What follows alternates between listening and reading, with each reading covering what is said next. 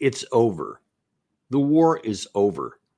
Folks, I've been talking to you about this for a long time now, and every time we talk about the Russia-Ukraine war, I think we've used titles something like, is this the end game? Are we nearing the end? And the answer is definitely now. We are actually seeing the contours now of the actual physical end to this war are now coming into focus. And unfortunately, we still have too many people, and that includes NATO, the United States, and definitely in Kiev, just seem to be unwilling or unable, and I'm not sure which it is, to acknowledge the truth. But there can be no doubt, and there should be no doubt in anyone's mind, that this issue is over. We're now, the only thing we're waiting to find out is how many more Ukrainian people have to be killed, how much more territory is going to be lost, and when are we going to actually acknowledge where we are so that we can get down to the business to start these negotiations I've been calling for since February 2022. That's where we are right now. And in case anybody thinks that I'm overstating the case here, that the end is absolutely now in sight, I'm going to show you a number of things that we have here. I'm going to show you on the diplomatic, on the political, and on the military aspect on the ground, because we're always about what is the on the ground realities here. Forget about what anybody wants, what they wish, what is true on the ground. And all of those things combined make it extraordinarily clear to anyone, even those who have been, big cheerleaders from the beginning of this on the Ukraine side and who have wanted to see Russia lose. I get it. I understand why people would want to have that opinion, especially if those who are living in the region, those who live in Ukraine, those who live near Ukraine on the border there. I understand their position, but wanting something and physically being able to have it are two very different things. And when all of the pieces are very clear, crystal clear, that your desired outcome is impossible, you now start harming your own interests. And those are the people you say you support if you don't acknowledge it and then do the best you can to get the best outcome possible and end the bloodshed. Now, it appears at least that one person is aware of that, and that's incoming President-elect Donald Trump, who went on Meet the Press yesterday, was asked some pretty pointed questions. And the exchange here you're going to see is a little bit humorous, but it's also important about where he doesn't say or where he doesn't go. Should Ukraine prepare for less aid from the United States after you're sworn into office? Yeah, probably. Sure. You said you can end the war in 24 hours. You've even said you want to try to end it before you're sworn into office. You're actively trying to? I am. Have you talked to President Putin? No, I have not. You haven't talked to President Putin No, I have since not. you've been elected? No. Well, I don't want to say that, but I haven't spoken to him recently. So you've spoken to President Putin since you've been elected? I don't want to say that. I don't want to say anything about that because I don't want to do anything that could impede the negotiation. So you see that last part. I don't want to do anything that's going to impede the negotiation. But he did say at the beginning, the first question, are they going to get less aid? Sure, of course they're going to. And it was a little humorous how she said, did you talk to Putin? No. Well, I mean, not recently. Oh, then you did talk to Putin. Well, I'm not going to say that because look, obviously he has been. There's been reports about this a lot, and he all but admitted it right there. He has been talking to him because he wants to end this war, and he has been signaling that very clear. And as we're going to see, I'm going to show you something he put on Truth Social here shortly. But he is unambiguous. He was meeting in Europe this week. He was attending in France of the reopening of the Louvre, not the Louvre. I'm sorry. What was that? The thing that was Notre Dame. Sorry, I don't know what I got the tongue tied there. He was there for the opening of the Notre Dame, and he met with Emmanuel Macron. And this picture you can see on the screen there, where he also met with Zelensky, and they all met together on that. You have to know that Trump told him this is where we're going. There's no like he's telling Zelensky one thing in private and then saying these other things in public. He's just not saying that. He has got to be telling him that. But then you have to wonder, if Trump is telling him that privately, if he is saying all of these things publicly, and there's a lot more than what we can show you here, then one would have to ask, why on the same day that Trump said that, did Zelensky say this? Якщо буде така пауза, поки України немає в НАТО, І навіть якщо б у нас було запрошення, а ми не були в НАТО, і буде така пауза, що буде в цей час? Хто нам гарантує якусь безпеку? І скажу вам відверто, ми можемо подумати і попрацювати над позицією Еммануеля. Пам'ятаєте, він пропонував, щоб якась частина військ тієї чи іншої країни була присутня на якихось територіях України, які б гарантували нам безпеку, поки Україна не в НАТО. Але ми повинні мати до цього чітке розуміння, коли Україна буде в ЄС і коли Україна буде в НАТО, розуміючи наше майбутнє. What does he mean until they get into NATO? Folks, that's not going to be part of any deal. I've been saying this since before the war started and all the way through it. Ukraine will never be in NATO. Not now, not later. And the reason it's not is because it's not in the alliance's interest to do so. Nobody in the alliance, or certainly not all 32 nations, which is now required. You have to have all 32 agree, not just most, but all. They have to agree to any new member that comes in, and they will never do that. Almost likely the United States would never do it. But for sure, Hungary and Slovakia and Turkey are definitely not going to do it. They're not going to agree to give Article 5 assurances to a country that has been at war with Russia and has been antagonistic with Russia since the beginning. And now then, because of all this conflict that's happened here in the last almost 3 years, it will be generations before there's even possibility of good relations before any kind of a deal that's going to be done now, any kind of whether it's a ceasefire, an armistice, or an actual end of conflict agreement, is going to leave exceptionally angry and bitter and hatred on both sides of the line there. And so for as long as we can see in our lifetimes, there's going to continue to be the possibility that this thing could erupt back again. If there are NATO security guarantees on the Ukraine side, that gives them more incentive and more motivation to act on that in the future. People know this. Leaders of European countries know this. They're not going to tie their own security to a potential hothead, not Zelensky, but anyone who may follow him in the future that may want to go down that path. They're not going to do it. So there is no NATO coming in to offer a membership to Ukraine. And I saw reports just before we came on the air here that Zelensky apparently is trying to get Biden before he gets out of office to give such a guarantee. And it's meaningless. Even if Biden were to give it, which I can't imagine that he would do it. I mean, in fact, he won't. There's no chance of that either.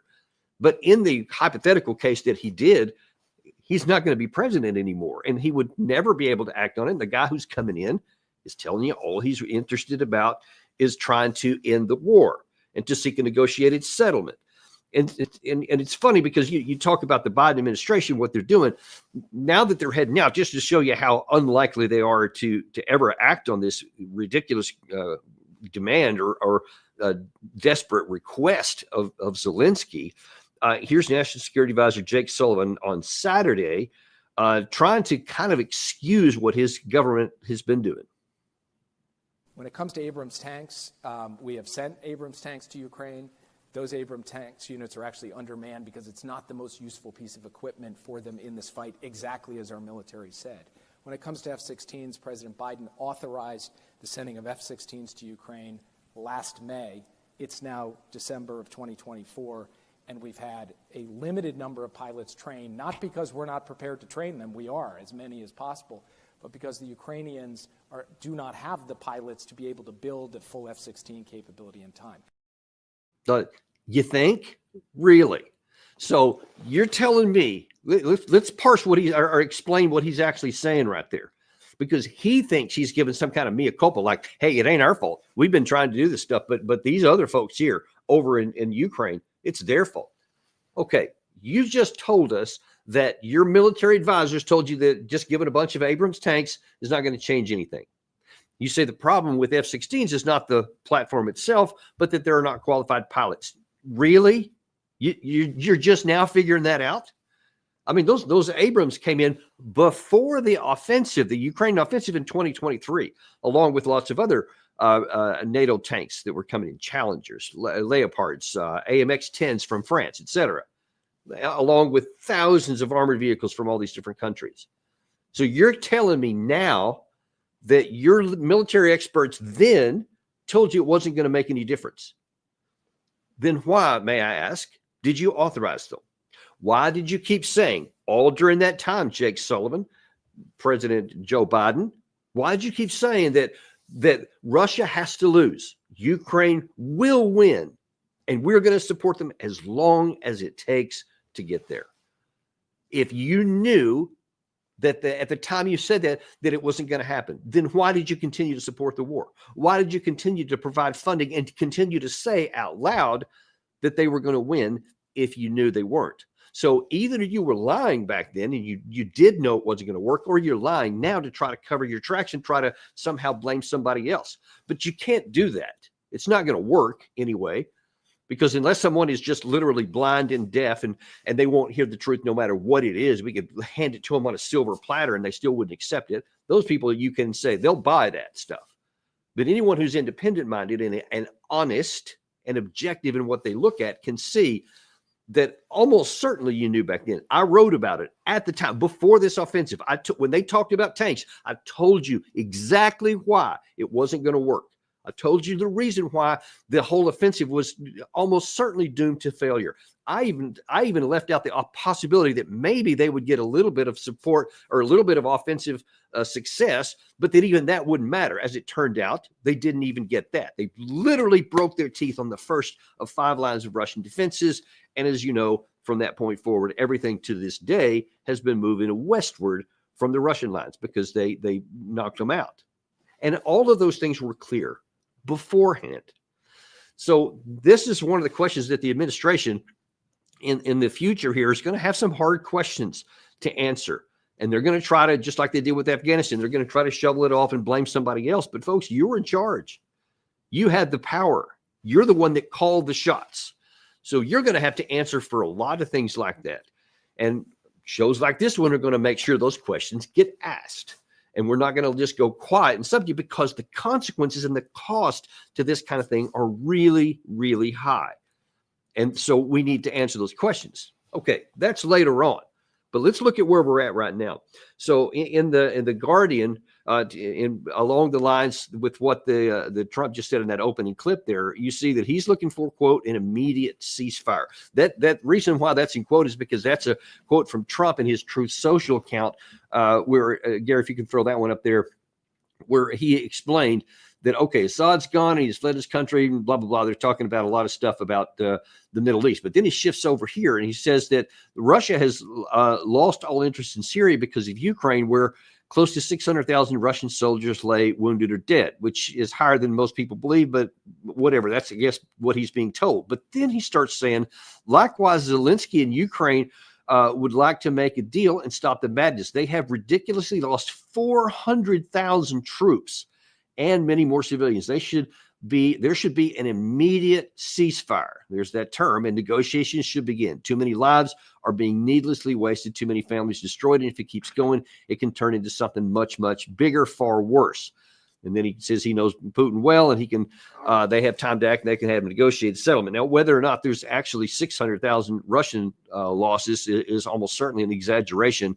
It makes literally no sense to say, yes, a war that's lasted almost 3 years with a side that has millions more men and occasionally as much as 10-to-1 advantage in firepower and manpower all across the thing, and has been going on an offensive now for well over a year, somehow has lost 200,000 more casualties than the side that has less firepower.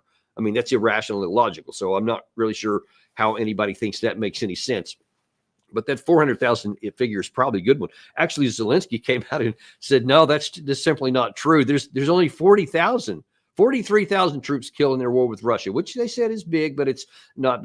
I mean, that just literally makes no sense, because what Zelensky is asking you to believe is that while 43,000 of his troops have been killed, hundreds of thousands of the Russians, even though they've been at a 10-to-1 disadvantage in firepower, and the Russians keep pushing them back. So obviously it makes no sense if you have the least amount of common sense in your mind, even if you're not a military expert. That just is dumb. But that just shows you, again, another data point on how detached from reality Zelensky is. And he keeps wanting people to believe these things that have no basis in fact at all. I want to look at some other things here because first of all, let's see what the Russian side has said in response to Trump's comment there.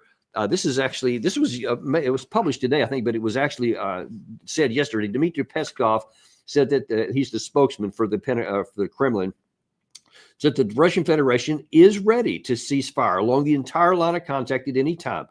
At the same time, according to Peskov, Russians will do this only under certain conditions. These conditions are as follows. Ukraine must withdraw troops from the territory of all the subject of the Russian Federation, which the Ukrainian oblast that they annexed in 2022. That's the Donbass, Kherson, Zaporizhia regions. Ukraine must also recognize the DPR, Kherson and Zaporizhia regions, Crimea and Sevastopol of the territory of Russian Federation, and that Kiev must refuse to join NATO. That's what Ukraine's saying. Now, that is almost verbatim what Vladimir Putin said this past June the 14th. We've shown you that clip many times. That's where he said they were willing to have an immediate end to the war as long as those terms are being met. So Trump's going to come in and he wants to have a negotiated settlement, but the Russians are repeating that this is our entry-level position. If people don't understand that this is where the war is going to end, this is the minimum that's going to end, then Trump is going to have some difficulties here. If Trump comes in and says, no, we're going to negotiate on the line of contact where it is now, that's where the war is going to end. Then Russia is going to say, then there's no negotiation. We're going to keep fighting. See, that's the problem that I've been illuminating here. Now you're seeing it coming into clarity here, that Trump wants one thing, which is even different than what the Zelensky side wants, but he's been more realistic than anybody else. And the Russian side is saying, yeah, that's not far enough. We want even more here. Because, see, Putin, here's some of the problem. It's not just a matter of what he wants, but Russia would not do well. It would not support Putin if he says, yes, we'll just end the war where it is right now. Because they have been fighting for all four of those oblasts. And right now, especially in the Kherson and Zaporizhia areas, Ukraine still has a considerable portion of those two oblasts.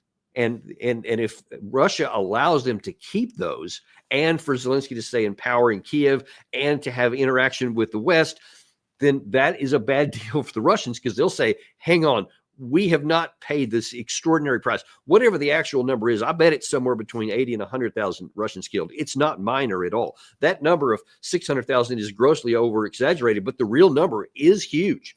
It is substantial. And people in Russia know that. They know it's high. And then you add on the hundreds of thousands wounded on top of those that are killed.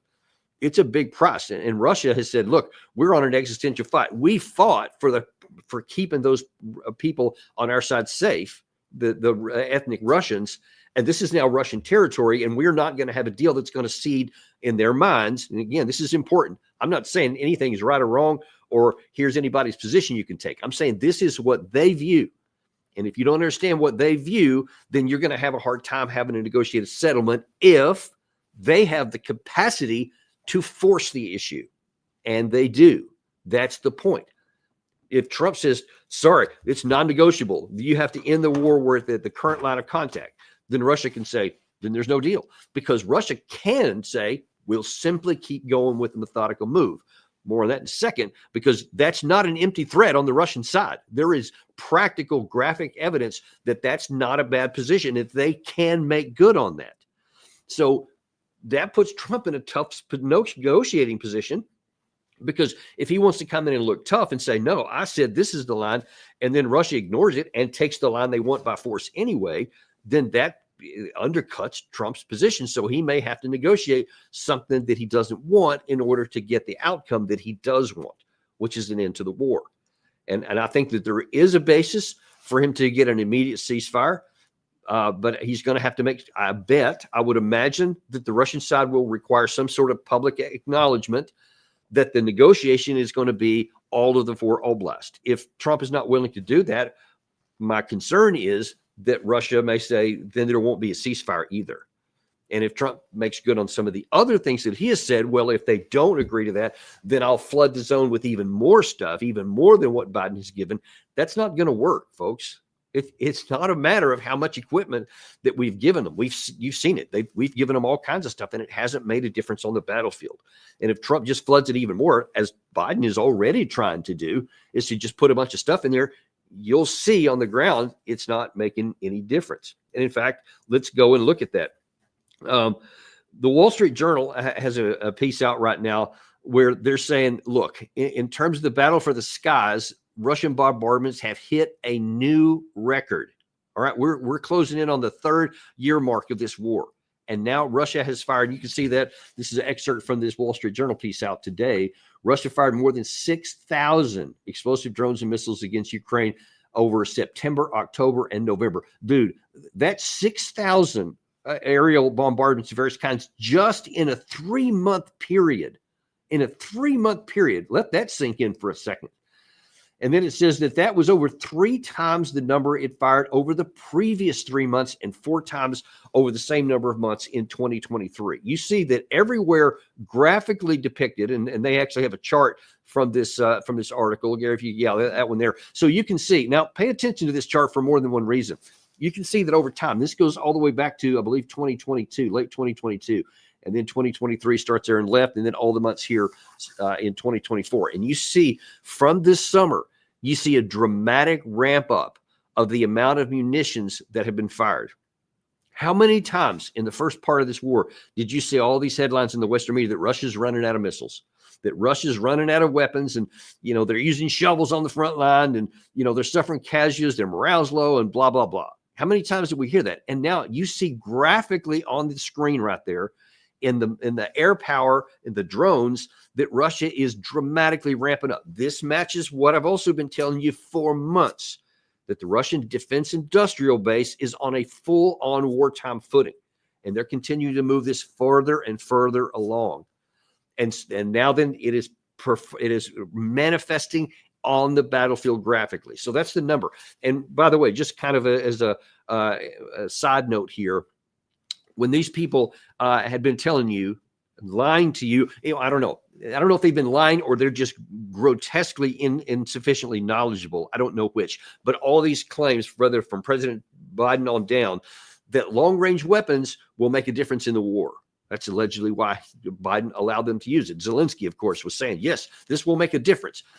There were maybe 200 total Storm Shadow missiles, ATACMS, the long-range missiles from the United States, and the French version, the Scalp, it's called. Less than 200 of those total were available, and they fired a couple of dozen since the authorization was given. And then you see that 6,000 of a combination of missiles and long-range drones have done to Ukraine in 3 months. It has hurt them. It has been really significant in the damage is done, but you see it has not knocked them out of the war. So what do you think 200 are going to do to a country the size of Russia, which is substantially larger than anything that is in the Ukraine side? And they have effective air defenses throughout. A handful of things get through, a handful of things have gotten through. And they have hit fuel depots and command and control centers and weapons depots, et cetera. They have caused some damage in Russia. Has it mattered on the battlefield? It hasn't. So when you hear this statements from the West saying that, the long-range missiles will help, it's just not true. And the evidence is overwhelming and irrefutable on both sides of the line why that's true. But for the moment here, let's focus on the fact that you see that chart that was just show it continuing to escalate every single month. You see that. Look how high it is on the right compared to where it was just earlier this summer, substantially higher in November. Now then, we take that. That's the air power war. Let's look at the actual territory war. Now, I've shown you this chart from the New York Times several times, and this came out in early part of November, and it was through the month of October. And you see that it been in the June there. And if you can't read those words on your screen, underneath that chart, you see it's 1, 2, 3, 4, 5 from the right. You see there's a little arrow and some words on it. That was June, this past June. This is the amount of square miles that the Russians had gained in each of these months. And I think the one for June was somewhere around 30 square kilometers something. And then every single month thereafter, it continues to accelerate. This was through October, and it was, I believe it was 160 square kilometers that Russia had retaken in that month. Well, New York Times hadn't updated this chart, but somebody else had, one of the war trackers in this. And you see that the similar chart here, if you can see again on your screen, there's a number 50.0 in the middle of the screen there on a red sign. That's June. That's the same month. And so you see the same progression of this chart, but now then you see on the far right, the territory for November. That is 702 square kilometers, which dwarfs even what they did in October. And that's, I think, somewhere around 250 square miles. So the other chart was in miles. This one's in kilometers. But this shows you that the rate continues to go up. So it's I think, somewhere around 90 additional square miles that were captured by Russia in November, meaning this is continuing on. This is continuing to escalate and to advance. And listen, this is having manifestations, of course, on the ground. All of these casualty numbers we keep talking about, they go up every day, folks. Every day, more and more people are dying on the battlefields on both sides of the line, but more people are dying, obviously, on the Ukraine side. It stands to reason that if Russia has more men and more ammunition and more weapons, that more people on the Ukraine side are going to die. Now, let me show you something from my screen. Oops, sorry, wrong button. Let me show you something on the screen here. I want to show you graphically the battle that's being waged here. I'm going to have to do that in a second. Actually, let me change the order here. I want to show you something from Military Summary Channel earlier today, talking about one of the key areas on the Eastern Front that's starting to fall apart. Furthermore, the Ukrainian sources are saying that the Russian armed forces have established themselves along the western part of Kurachovo Reservoir Dam. At the moment, the Russians are regrouping and accumulating resources to strike later in two directions at once. This will be the village of Dachne and the Kurachovo power plant. In Kurachovo itself, fighting continues in the high-rise buildings in the city center. So the Ukrainians are saying that the Russians in the very near future may try to attack in the direction of Dachne from Stara Terny and in the direction of power plant, which will lead to complete collapse of Ukraine defense belt in this area. Now, I want to show you that on the map, that area that he's talking about here, and you just kind of see, you can see it in context. This is Kurachovo right up in here, and you see that there's a number of places. This is in the Pokrovsk front, in the Pokrovsk area, which is up here. But in this area down here, around the Kurachovo, there's a reservoir here. The Russians are making advances in the north and in the south, and actually into the city in this area down here. There's some significant area down here in these high-rise buildings, which have always been the most defensible for the Ukraine side. But now Russia has penetrated troops into there. They continue to take all this territory they've already taken. And you see the danger of it. There's a couple of problems that Russia can move around to here to cut off any of these supplies, because Ukraine side owns all of this. And they're moving up in this direction as well, and that they could literally cut this off. Well, there's also an addition that Russia can move from here and to take this village right here, and move here, as opposed to moving down from the south, in which case this entire area can be cut off. And you see how big this area is. There's also lots of fighting in this area. Well, if they move up in here, that entire area could be closed off, and all of these troops could either be lost, or they will killed or wounded or captured, or they'll have to withdraw very quickly. And then you see there's another small cauldron that's already being formed here. Same kind of situation. Now, all of this, especially with these additional new advances here, is that Russia is now very close. Once they knock that part out, then they can start moving on the city of Pokrovsk itself. And in fact, based on some of the advances of the Russian forces and the preparations phases that have been going on here, they're probably ready to get to come after this. I bet within a week, we'll actually see the Battle of Pokrovsk itself come off. They had moved up to here months ago and then kind of stopped here, and that they started going in some of these other areas. You may recall that we had a show with Colonel Jacques Beau, who from a European former NATO officer, explained to us that Russia wanted to tighten up all these lines here to protect their flanks, so that there's no risk of Ukraine trying to do a flanking maneuver when they start to going into Pokrovsk. If they take this as well, it literally unhinges the whole of the southern part of the front here. And there's still lots of activity going on down here, which implies there's been a buildup of Russian troops down in the south, that they could launch a new offensive down here in the Kherson area. The attacks up in the Pokrovsk area, the Kupiansk area, you see there's continuing to move forward here. Literally everywhere you look on the battlefield, it's continued to move more and more in the direction of Russia and against Ukraine. And this, everywhere you look, folks, in the diplomatic front, Trump has said, we're going to seek a negotiated settlement. I want an immediate ceasefire when he comes in. He couldn't be any more plain. And if you had any questions, his Truth Social, even though he's a little coy in that interview from over the weekend, he was not coy at all in his Truth Social statement. Everything he's done, from people I've talked to that are on his transition team, he means exactly what he says. That is precisely what he's going to try to do. You see the Russian side is ready. They're willing to negotiate. They're willing to talk. They have some pretty stringent terms, but they are willing to end this war. They don't have this. All this is about to be, all this myth that people have been saying in the West is about to be exposed, that, you know, Russia was just going to go on to the West and they were going to continue to use this as a springboard, has always been nonsense. It's always been nonsense. Russia's been very clear from the outset exactly what their objectives were.